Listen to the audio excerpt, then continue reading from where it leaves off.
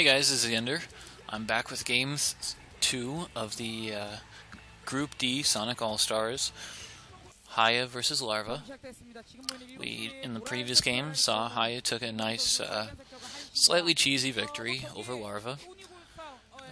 I mean, it was an 8 racks versus a 12 hatch, so significant build order assistance, but Hiya did win.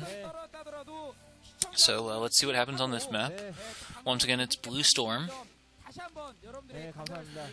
Blue Storm has a very wide open natural, so of course that's in most cases good for Zerg. But on the other hand, there are some rather narrow chokes across the map, so in that regard it could be a rather nice one for the Terran.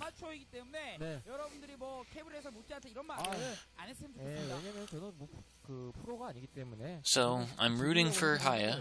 Not that I'm biased. I'll try not to be biased, but because usually I side with the Zergs, but since Hiya is a former member of Oz, and you know that was Jaedong's team, I'm rooting for him. But you know, of course, any good game, I don't care too much about the winner. All right, so standard so far. Depot in the main for Hiya. Overlord scouting cross map, since this is a 2-spawn, or should I say it's a 2-player map. Looks like we have a 12 hatch once again from Larva, which you could say is a little bit of a a gamble. I'm saying that because of course he got cheesed last game after he went 12 hatch.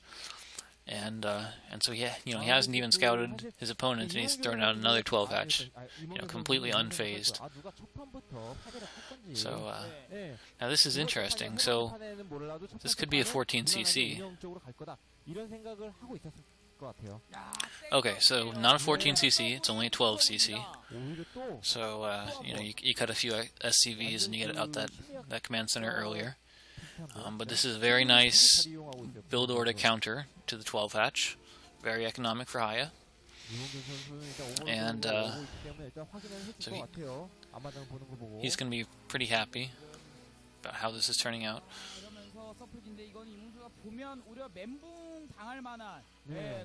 So we've got gas in the pool for Larva, so this could be a 2-hatch play. Possibly 2-hatch Muta. And of course, once again, that natural is just so wide open. You can attack all along the on the left as well as the right against the cliff. Nice little drone blocking that little choke. Of course, the SCV is going to win a straight-up fight, but he can delay the scout for some amount of time. If I was that SCV, I'd start hitting that drone again. I mean, he's got much less HP than you do, so. But alright, so Zerglings are out, and the layer's building. So we're gonna need a really fast bunker from Hiya, and possibly a wall. 'Cause that's 6 lings, and he. Alright, so there's the bunker. Bunker versus 1 Marine. And oh man, this is barely going to be in time. And even then, the Zerglings can just run by and into the main. Yeah, that's.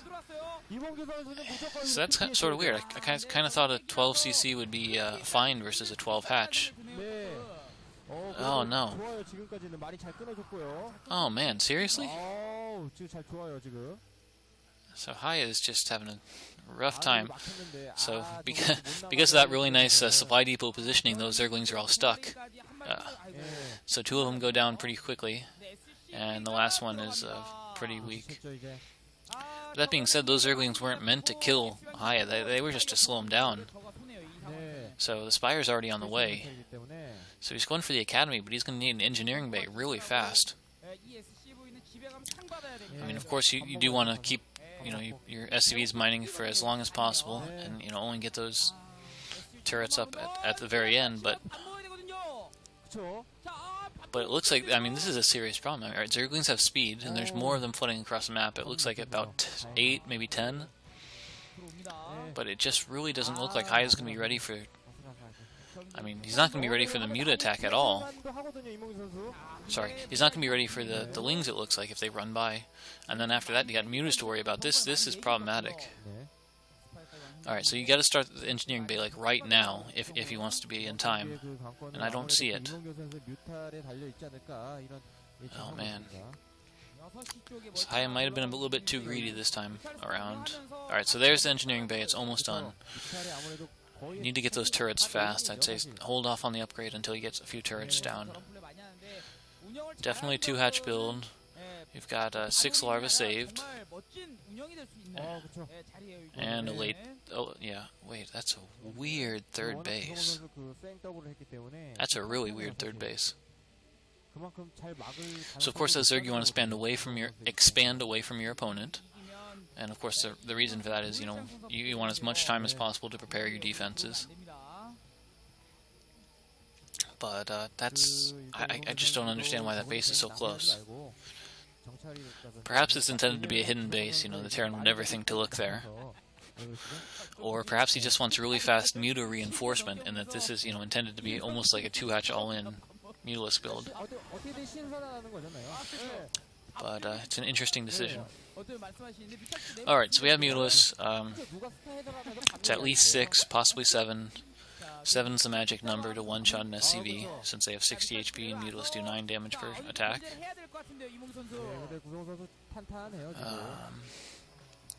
So of course when they're flying over the high ground they can't be seen, which is rather annoying. And so this is where I would say something like, well, I mean there's 5 turrets there. The Mutas shouldn't be able to get anything done. But with good Muta micro, a lot of these Zerg players can just pick off those SCVs still one at a time.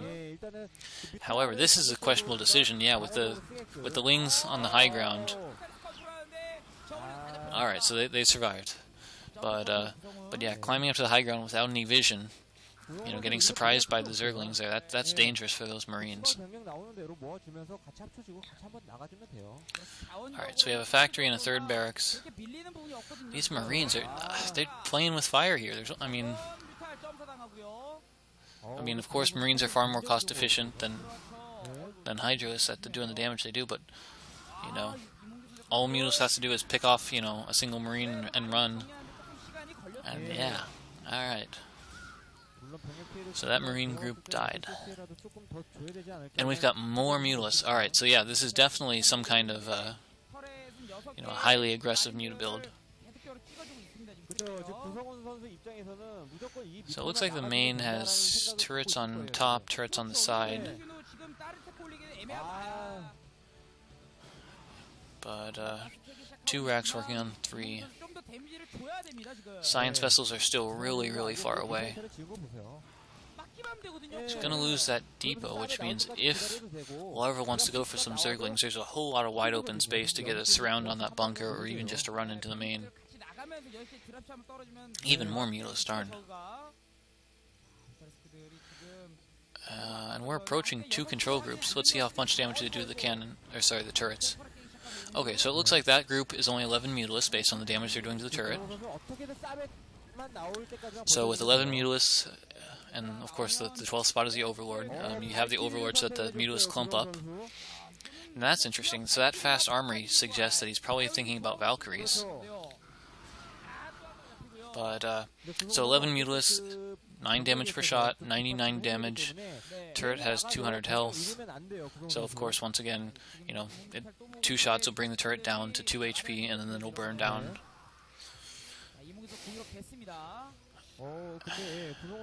And hiya's, once again, he's got like 10 Marines and 2 medics and he's moving out to the high ground. I mean 10 Marines versus 11 Mutalists, that seems like I don't know why he's doing this.